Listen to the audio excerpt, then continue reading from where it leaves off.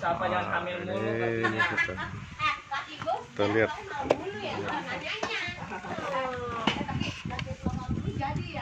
Gimana itu? Gimana kok nggak pulang?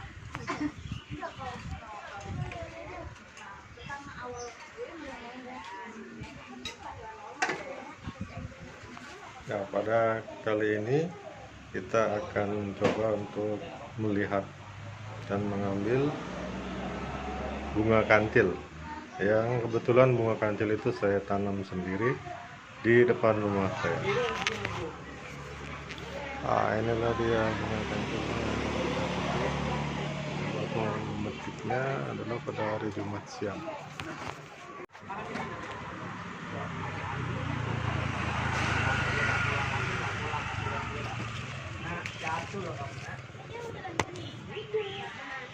Nggak ngerti, kadang di atas, tidak mau. Ada yang terus.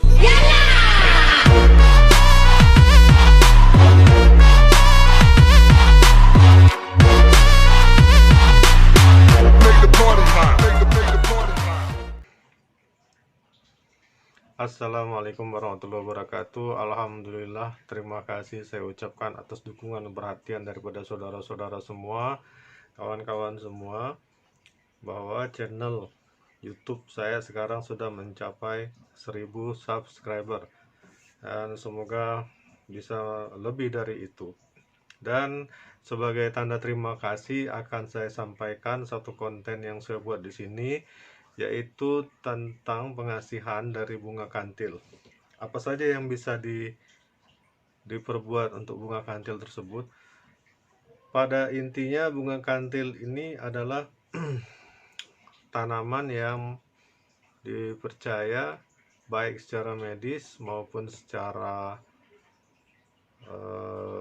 pemahaman supranatural, terutama untuk supranatural, yaitu kita gunakan untuk pengasihan.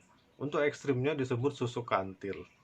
Nah, yaitu saya ingin menyampaikan, apakah bisa masang susuk sendiri? Bisa. Dan selama ini pengertian susuk yaitu mengacu kepada emas, intan, berlian. Tetapi kemudian istilah ini kita gunakan untuk kepada yang namanya bunga kantil. Ya, karena itu dimasukkan juga, artinya itu ditelan. Sebagaimana petua dan ajaran nenek moyang dahulu kala. Dan menurut saya kegunaan susuk kantil ini malah kadang-kadang bisa melebihi daripada susuk-susuk biasa atau susuk-susuk konvensional, gitu ya. Nah, pertanyaannya adalah apakah benar bisa itu dilakukan sendiri? Bisa sebenarnya. Bisa. Itu saya sering melakukannya kepada diri saya sendiri. Dan untuk pengetahuan tentang susuk kantil itu sebenarnya ada banyak, tapi satu di sini yang akan saya sampaikan kepada saudara sekalian untuk praktisnya. Ya, yaitu pertama, kantil harus dipetik sendiri. Jadi kalau kita membeli bunga kantil yang ada di toko bunga atau di pasar, itu kita tidak tahu. Kenapa? Karena seharusnya kantil itu tidak boleh jatuh ke tanah. Dia harus dipetik dari pohonnya, diambil, dipetik. Nah ya, jadi kantil ini tidak boleh jatuh. Kalau jatuh ke tanah itu dianggap tuahnya sudah hilang. Nah, sementara kita tahu kalau orang mengambil dari pohon kantil seperti pada video nanti yang saya tunjukkan, bahwasanya kantil itu dijatuh-jatuhkan seperti itu. Karena kalau dipanjat dia hanya bisa diambil sedikit, tapi kalau dari bawah pakai gala itu bisa digoyang-goyang dan jatuh-jatuh. Nah, itu tidak memenuhi syarat. Itu sebabnya mengapa orang menggunakan kantil yang dibeli di pasar kurang efektif, jadi agak kurang khasiatnya ketimbang yang dipetik sendiri. Itu pun pada saat memetiknya kita juga melihat hari, tidak sembarang hari dipetiknya, yaitu pada hari Senin, hari Kamis, hari Jumat atau di saat malam hari, yaitu di saat malam Selasa Kliwon atau malam Jumat Kliwon. Nah, cuman kalau memetiknya malam hari ini diharapkan berhati-hati karena ini nanti bisa balapan. Balapan sama siapa? Sama makhluk gaib. Mereka akan berusaha kemudian merebut itu apa yang kita mau ambil. Nah, hati-hati di sini, bisa jatuh. Nah, gitu ya kurang lebih. Tapi dari semua hari yang saya sebutkan tadi adalah yang paling afdol pada hari Jumat jam 12 siang. Nah, hari Jumat jam 12 siang kita ambil itu, lalu bagi yang muslim langsung dibawa ke masjid, dikantongi, bawa ke masjid. Nah, nanti begitu pulang dari masjid baru bisa kita olah sesuai dengan tata cara yang akan saya berikan berikutnya. Tentang bunga kantil ini, dia manfaatnya kata orang-orang dulu ya, sesuai namanya. Kalau dalam bahasa Jawa itu kantil itu ben ngintil, seperti itu. Jadi kantil itu bisa membuat orang ngintil, itu maksudnya mengikut kita, mengikut apa mau kita. Bahkan ada tradisi kalau pada zaman dahulu itu orang-orang jualan kan suka memakai gerobak atau kemudian yang dipanggul, itu semua bahan kayunya adalah dari pohon kantil. Bahkan ada gerobak bakso juga yang dibuat gerobaknya itu semua dari bahan pohon kantil. Kalau tidak gerobaknya dari pohon kantil atau tempat uangnya dari kayu pohon kantil. Bahkan ada ajaran kayu dari pohon kantil itu jika dirajah dengan rajahan tertentu itu akan bisa menjadi sarana untuk penglaris usaha atau penglaris dagang. Nah, seperti itu. Nah, di Sumatera kantil ini disebut dengan istilah cempaka. Nah, cempaka ini ada yang khusus sekali di tengah hutan dengan berbagai kondisi sesuai ajaran nenek moyang dulu, orang tua-tua dulu, bahwasanya apabila mendapatkan pohon kantil dengan jenis seperti itu, yang sayangnya ilmu ini dirahasiakan, maka kemudian itu menjadi sarana yang disebut dengan Bekasi asik sekampung, Bekasi asik senegeri. Apa maknanya? Maknanya ialah jika kita membawa kayu itu dengan izin Allah, orang-orang satu kampung itu suka semua sama kita nggak ada musuh. Dan orang satu negeri pun juga suka. Jika satu kampung itu wilayahnya kampung atau desa atau dusun, wilayahnya kecil, sementara kalau senegeri itu bisa dikatakan senegeri itu wilayah cakupannya adalah sekabupaten. Nah, jadi lebih luas lagi. Itu dari pohon cempaka. Nah, kita tidak berpanjang lebar mengulas itu. Kita akan beritahukan bagaimana caranya. Jadi tadi awal saya ulangi lagi, sudah kita petik dari pohonnya pada hari-hari khusus. Kemudian apabila hari biasa, hari Senin misalnya, itu tidak perlu dibawa ke masjid. Setelah dipetik langsung kita rajah. Nah, kita rajah itu maksudnya bagaimana? Rajahan ini adalah simbol doa. Apa isinya? Sesuai dengan kebutuhan kita. Dalam hal ini bunga kantil akan kita rajah dengan simbol doa yang berisikan permohonan untuk membuat diri kita disukai oleh orang lain. Dengan kata lain pengasihan atau pekasih. Rajahannya hanya simpel saja. Nah, seperti apa rajahannya itu? Nah, mari kita saksikan berikut ini. Nah, ini dia bunga kantilnya. Kita akan raja bunga kantil ini dengan rajahan pengasihan. Nah, ini dia bunga kantilnya. Kita akan rajah kantil ini dengan rajahan pengasih atau pekasih. Seperti apa bentuk rajahnya? Seperti ini.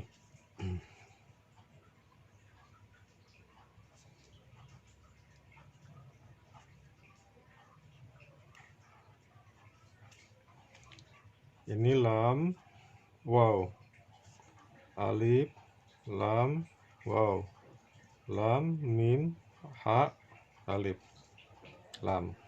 Nah, seperti ini ya rajahannya ya. Inilah yang disebut simbol doa Bekasi. Nah, seperti ini ya. Lam waw, alif lam waw, lam mim ha alif lam.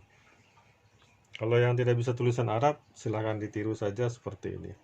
Nah, ini yang kita akan tulis di kantil ini. Kita perhatikan ya, ini tangkai, ini ujungnya. Jadi bukan menulisnya seperti ini. Ya. Bisa menulis seperti ini ke arah sana, tapi nanti ini fungsinya bisa berbeda. Sementara di sini kita fungsinya ingin memikat misalnya ya. Maka ditulisnya harus dari ujung pangkal ini ke bawah. Nah, seperti ini contohnya.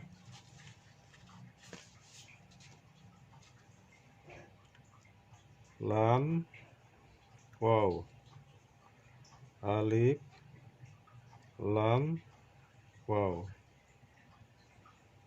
lam mim ha alif lam. Nah, seperti itu, lalu kita lingkari. Melingkari juga harus yang berlawanan arah jarum jam seperti ini. Jadi melingkarinya bukan seperti ini searah jarum jam, tapi melawan jarum jam dari atas kemudian ke bawah kemudian ke atas. Jadi bukan dari bawah sini ke atas ke bawah ya. Jadi etika menggambar atau membuat rajahan itu ada bermacam-macam. Bahkan ini kalau kita salah membuat lingkaran saja, ini sudah membuat rajahnya jadi berubah arah. Jadi dimulai dari atas ini ke kiri, ke bawah, kemudian naik ke atas lagi. Ini ada filosofinya. Jadi dari atas memutar ke atas lagi. Artinya di sini jika orang sudah kasih sayang sama kita, maka kasih sayangnya itu tidak akan memudar. Dia berputar kembali lagi. Seterus dia akan tetap berkasih sayang pada kita. Jika sudah mau bosan, dia akan sayang lagi. Jika dia marah, dia akan tambah semakin sayang. Nah, seperti filosofi lingkaran ini ya. Nah, kenapa harus ditulis dengan warna merah? Karena warna merah itu akan memberikan vibrasi atau getaran yang lebih kuat ketimbang warna hitam misalnya ya. Nah, seperti itu. Kalau kita gunakan warna hitam, ini akan berubah menjadi penglaris dagangan. Kalau kita gunakan warna merah, ini akan menjadi manfaat untuk tujuan-tujuan asmara atau pemikat. Nah, seperti itu. Ya, seperti ini dia bentuknya. Nah, apabila sudah dibuat seperti ini, kemudian ini harus kita asapi dengan dupa. Nah, ini kita asapi dengan dupa.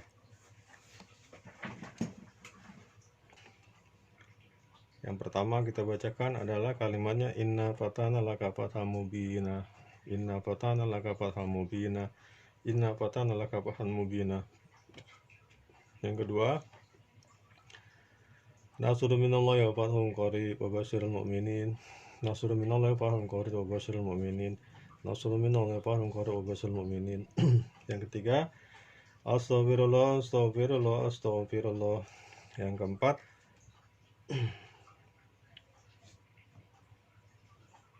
la ilaha illallah, la ilaha illallah, la ilaha illallah. Yang kelima, inna taqarruban ilallahil aliyil azim, inna taqarruban ilallahil aliyil azim, inna taqarruban ilallahil aliyil azim. Nah, apabila sudah dibacakan seperti itu, maka kemudian ini sudah memenuhi syarat untuk langkah selanjutnya. Untuk doa yang saya baca tadi, ya, kita tulis di sini.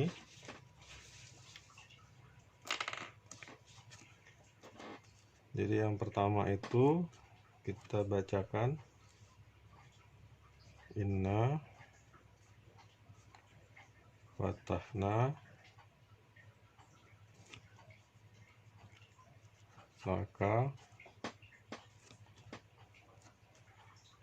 fathan mubina.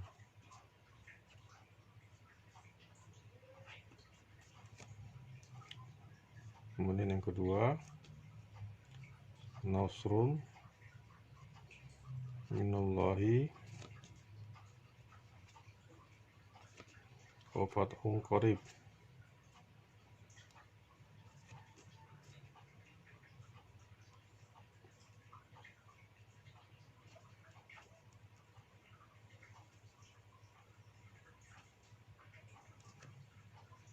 Mubashshiril mu'min,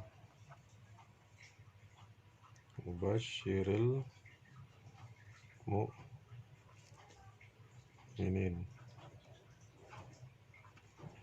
Terus yang ketiga,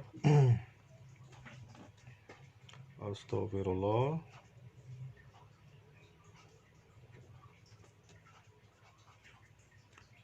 ini astagfirullah. Kemudian yang keempat, la ilaha illallah, la ilaha illallah. Kemudian yang kelima, innahu taqarruban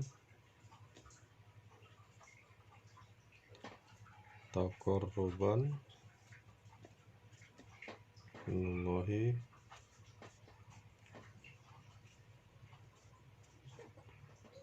aliyil azim.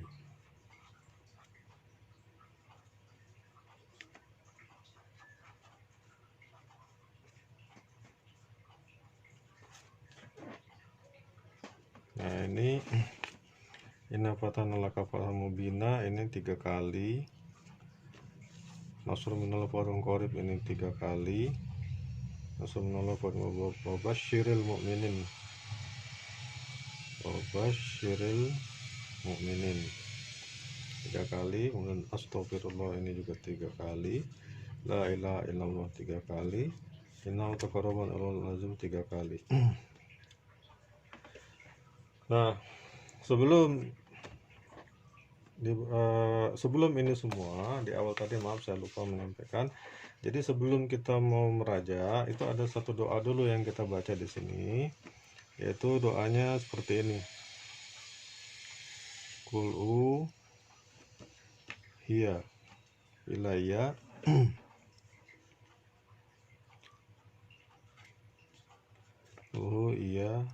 hiya ilayya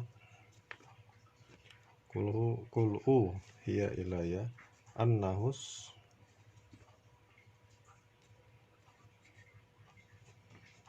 tama'a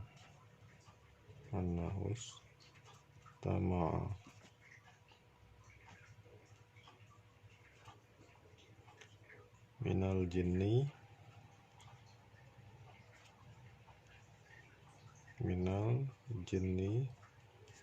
wal insi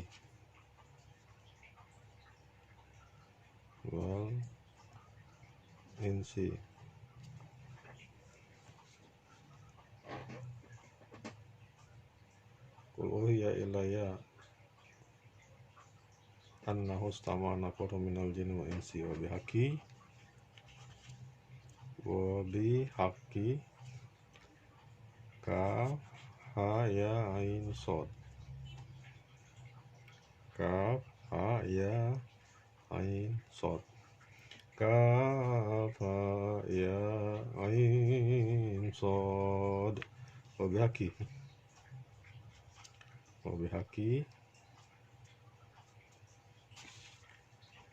hamim ain sin qaf. Nah, ini dibaca 3 kali. Kemudian dilanjut dengan bismillahi wabillahi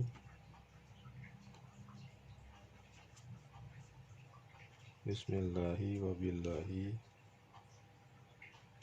wa minallahi wa ilallahi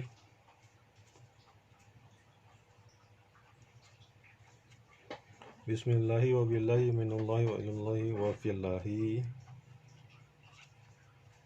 fillahi wala quwata illa billah. Ini 3 kali. Di sini yang mau saya sampaikan, jadi setiap kita menulis rajahan, di sini ada poinnya, yaitu pada kalimat, pada kata kafa ya inso dan hamu insikof ini yang disebut kalau kita mustajaan tidak membaca ini agak kurang dia pengaruhnya, seperti itu ya. Nah, karena di dalam kafa ya inso itu mengandung al ismul azam atau nama-nama Allah yang mulia, yang rahasia, yang agung, nama-nama yang rahasia ya tadi, yang bisa membangkitkan apapun yang kita tulis menjadi bermakna dan bermanfaat dengan izin Allah. Nah, seperti itu. Jadi ini ya, seperti ini contohnya. Nah,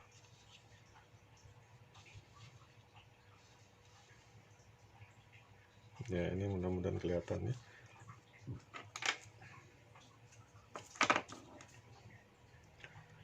Nah, seperti ini. Nah, jika ini semua sudah dilaksanakan, kemudian ambillah segelas air putih. Nah, lalu kita membaca Bismillahirrahmanirrahim. Asyhadu alla ilaha illallah wa asyhadu anna Muhammadar Rasulullah. Allahumma sholli ala sayyidina Muhammad ala sayyidina Muhammad. Ya Allah, niat hamba menelan bunga kantil rajahan ini untuk menjadi susuk yang bermanfaat bagi diri hamba. Semoga dengan itu semua orang akan mengasihi hamba dan menjadikan jalan rezeki hamba terbuka luas, lancar. Menjadikan orang-orang tersebut percaya dan memberikan kepercayaannya kepada hamba dengan izinmu ya Allah, dengan seizinmu illa biiznillah. Nah, ini doa contohnya seperti itu. Jadi kita bisa doa apa saja, kemudian ini ditelan dengan menggunakan air putih tadi. Nah, itu hanya seperti itu saja caranya, dan yakin insya Allah ini ada manfaatnya. Dan ini sangat aman sekali, karena apabila kita ingin menetralkan ilmu ini, kita hanya cukup membaca bismillah, syahadat, salawat, dan ayat kursi 10 kali. Nah, lalu ilmu ini kemudian menjadi netral. Nah, seperti itu, gampang sekali ya. Jika tidak dinetralkan bagaimana? Tidak ada masalah, sebab kita pada hakikatnya memohon kepada Allah. Kantil adalah ciptaan Allah, bukan ciptaan manusia. Ya, manusia hanya mengukirnya dengan rajahan. Nah, itu pun kita masukkannya dengan mohon izin kepada Allah, dan hakikat segala daya dan kekuatan itu kita tidak memiliki apapun, hanya itu semua atas izin dan anugerah Allah. Maka jadilah. Seperti itu saya contohkan ya. Nah, ajarannya seperti itu, mudah-mudahan dapat dimengerti. Nah, tadi sudah saya jelaskan bagaimana kalau itu dijadikan susuk, ini ditelan. Nah, sementara kalau tidak ditelan bagaimana? Nah, ini hanya cukup dibungkus ya, dibungkus dengan kain, rapi, dijahit, kemudian dimasukkan ke dalam songkok seperti ini. Nah, di dalam seperti ini. Jadi dia digunakannya sebaiknya di kepala di dalam gitu, bisa dijahit. Itu kalau orang-orang dulu menggunakannya cukup diselipkan seperti ini, tapi ini rawan jatuh nanti. Bagaimana kalau ini sudah layu atau kemudian dia warnanya kan menjadi coklat? Nah, itu dia tidak masalah kalau sudah dibungkus tadi, tapi kalau tidak dibungkus itu jadi masalah. Pertama kita hilang keyakinan, kemudian yang kedua gampang sekali jatuh. Jadi dia bisa ditelan, dia bisa juga dibungkus, dibawa-bawa. Kalau taruh dompet di mana? agak kurang reaksinya. Dia hanya bereaksi kalau diletakkan di sekitar kepala, terutama kalau untuk wanita yang memakai ini di jilbab atau di kerudung atau di sini ya. Kalau yang rambutnya digulung jadi kayak tusuk konde, itu luar biasa. Nah, demikianlah, semoga bermanfaat pengetahuan yang saya sampaikan ini. Selamat